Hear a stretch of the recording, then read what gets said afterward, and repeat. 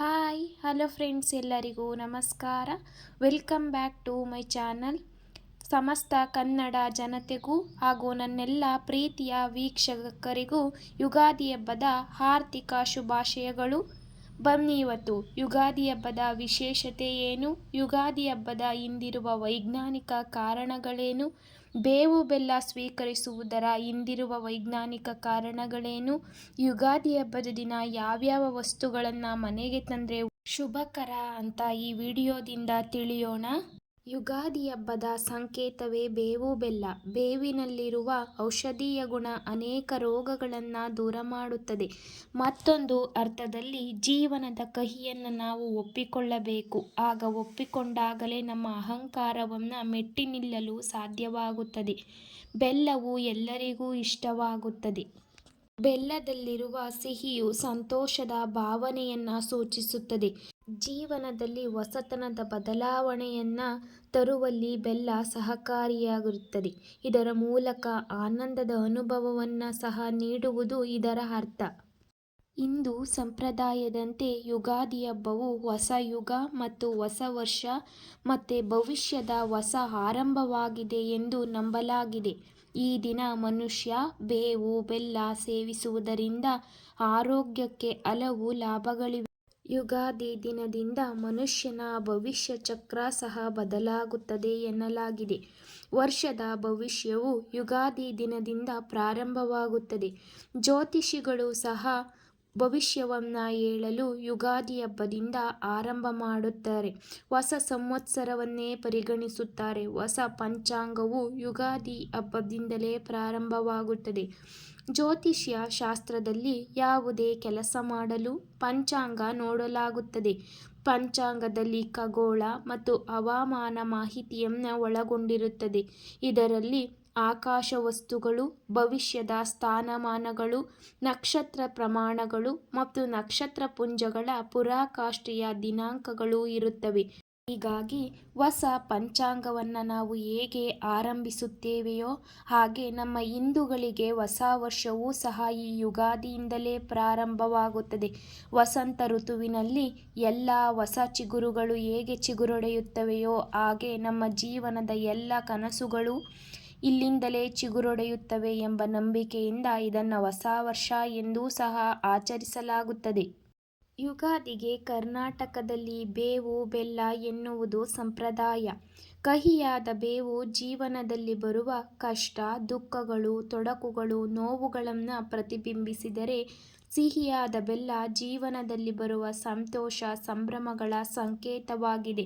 ನಾವು ಬೇವು ಅಂದರೆ ಕಷ್ಟ, ನೋವುಗಳು ಬಂದಾಗ ಕುಗ್ಗದೆ, ಸಿಹಿಯಾದ ಬೆಲ್ಲ ಅಂದರೆ ಸುಖ, ಸಂತೋಷ, ನೆಮ್ಮದಿಗಳು ಬಂದಾಗ ಹಿಗ್ಗದೆ ಎರಡನ್ನೂ ಸಮಪ್ರಮಾಣವಾಗಿ ಅನುಭವಿಸಬೇಕು. ಆಗಲೇ ಜೀವನವನ್ನು ಮುನ್ನಡೆಸಲು ನಮಗೆ ಶಕ್ತಿ ನೀಡುತ್ತದೆ. ಬೇವು ಬೆಲ್ಲದ ಅರ್ಥ ಇದೇ ಆಗಿದೆ. ಸುಖ ಸಂತೋಷ ಬಂದಾಗ ಹಿಗ್ಗದೆ, ಕಷ್ಟಗಳು ಬಂದಾಗ ಕುಗ್ಗದೆ ಎರಡನ್ನ ಸಮಾನವಾಗಿ ಸ್ವೀಕರಿಸಿ ಈ ವರ್ಷದ ಆರಂಭ ಮಾಡಬೇಕೆಂಬುದೇ ಯುಗಾದಿ ಹಬ್ಬ ಎನ್ನಲಾಗಿದೆ. ಎರಡನ್ನ ಸಮಪ್ರಮಾಣವಾಗಿ ವರ್ಷದ ಮೊದಲ ದಿನವೇ ನಾವು ಸ್ವೀಕರಿಸಿ ಜೀವನವನ್ನು ಮುನ್ನಡೆಸೋಣ. ಹಿಗ್ಗದೆ ಕುಗ್ಗದೆ ಯುಗಾದಿಯನ್ನು ಯಾವ ರೀತಿ ಆಚರಿಸುತ್ತೇವೆ ಅದೇ ರೀತಿ ಜೀವನವನ್ನು ಸಹ ಮುನ್ನಡೆಸೋಣ. ಬೇವಿನ ಸೇವನೆ ಹಿಂದಿರುವ ವೈಜ್ಞಾನಿಕ ಕಾರಣ ಏನೆಂದು ಇಲ್ಲಿ ತಿಳಿಯೋಣ. ವಸಂತ ಋತುವಿನಲ್ಲಿ ಯಥೇಚ್ಛವಾಗಿ ಆರಂಭದೊಂದಿಗೆ ಸಮೃದ್ಧವಾಗಿ ಬೆಳೆಯುವುದು ಬೇವು. ಇಡೀ ವರ್ಷ ಹಲವು ಆರೋಗ್ಯ ಸಮಸ್ಯೆಗಳಿಗೆ ರಾಮಬಾಣವಾಗಿ ಕೆಲಸ ಮಾಡುತ್ತದೆ. ಬೇವಿನ ಕಹಿ ಬೆಲ್ಲದ ಜೊತೆಗೆ ಸೇರಿದರೆ ಪಿತ್ತದ ಅಂಶ ಕಡಿಮೆಯಾಗಿ ದೇಹ ತಂಪಾಗುತ್ತದೆ. ಬೇವಿನಲ್ಲಿ ಪಿತ್ತರಸ ಲವಣಗಳು, ಎಲೆಕ್ಟ್ರೋಲೈಟ್ಗಳು ಸೇರಿದಂತೆ ನೀರಿನಾಂಶಗಳು ಯಥೇಚ್ಛವಾಗಿ ಹೊಂದಿದೆ. ಹೀಗಾಗಿ ಈ ಬೇಸಿಗೆಯಲ್ಲಿ ಎಲ್ಲರ ದೇಹವು ತುಂಬ ಶಾಖದಿಂದ ಕೂಡಿರುತ್ತದೆ.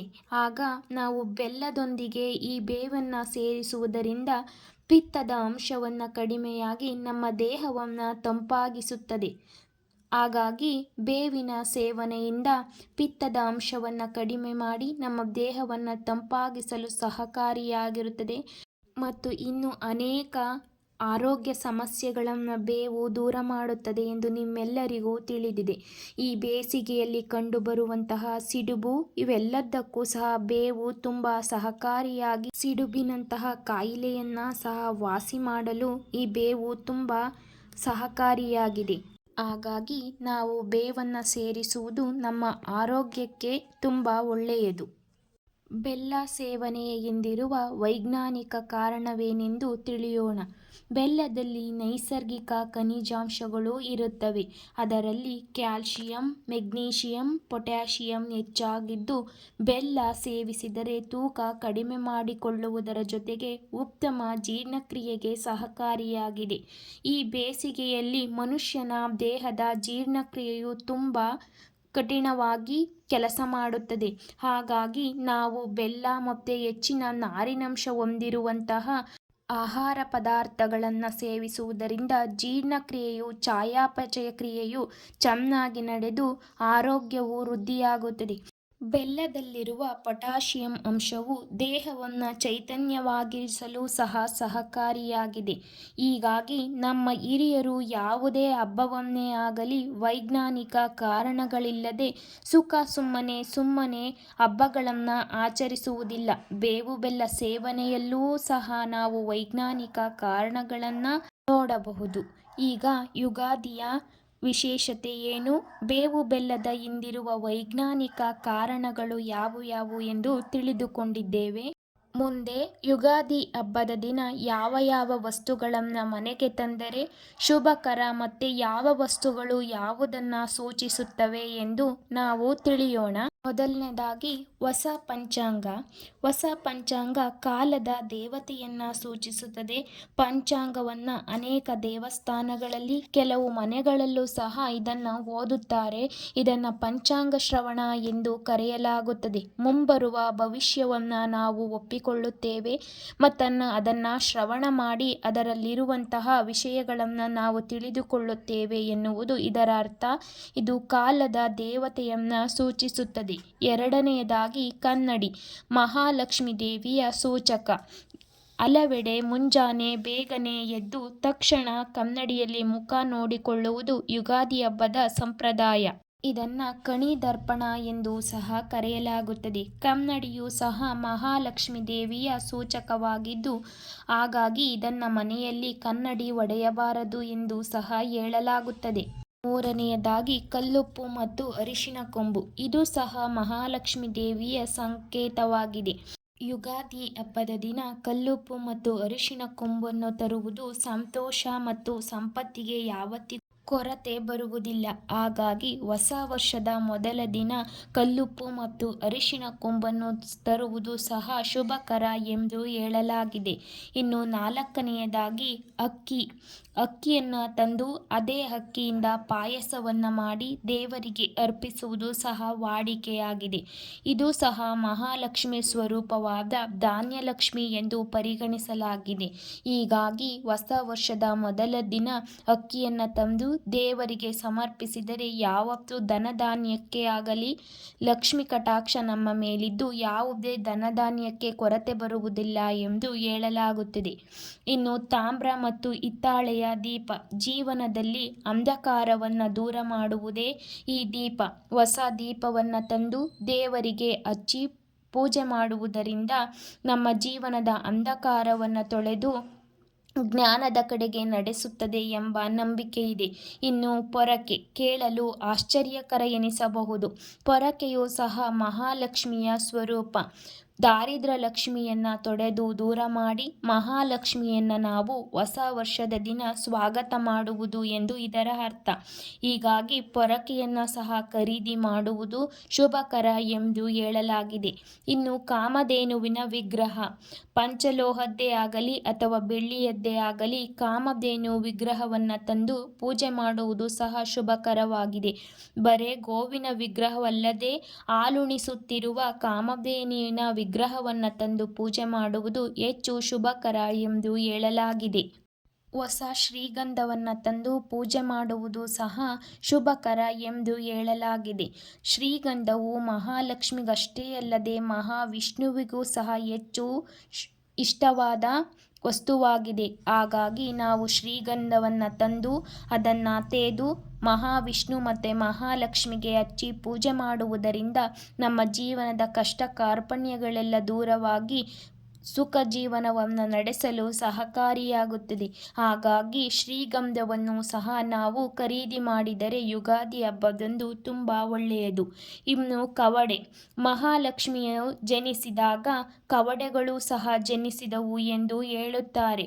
ಸಮುದ್ರ ಮಂಥನದ ಸಮಯದಲ್ಲಿ ಮಹಾಲಕ್ಷ್ಮಿಯ ಜೊತೆಗೆ ಕವಡೆಗಳು ಸಹ ಸಮುದ್ರದಿಂದ ಉದ್ಭವಿಸಿದವು ಎಂದು ಹೇಳಲಾಗಿದೆ.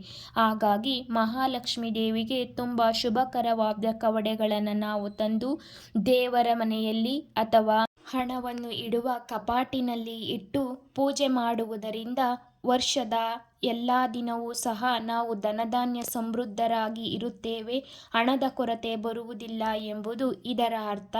ಹೀಗಾಗಿ ನಾವು ಹೊಸ ಪಂಚಾಂಗ, ಕನ್ನಡಿ, ಕಲ್ಲುಪ್ಪು ಮತ್ತು ಅರಿಶಿನ ಕೊಂಬು, ಅಕ್ಕಿ, ತಾಮ್ರ ಮತ್ತು ಹಿತ್ತಾಳೆಯ ದೀಪ, ಪೊರಕೆ, ಕಾಮಧೇನುವಿನ ವಿಗ್ರಹ, ಶ್ರೀಗಂಧ ಮತ್ತು ಕವಡೆ ಈ ಥರದ ಶುಭಕರ ವಸ್ತುಗಳನ್ನು ಖರೀದಿ ಮಾಡಿ ಪೂಜೆ ಮಾಡಿ ಆ ದೇವರಿಗೆ ಸಮರ್ಪಿಸಿ ಪೂಜೆ ಮಾಡುವುದು ಶುಭಕರ ಎಂದು ಹೇಳಲಾಗಿದೆ.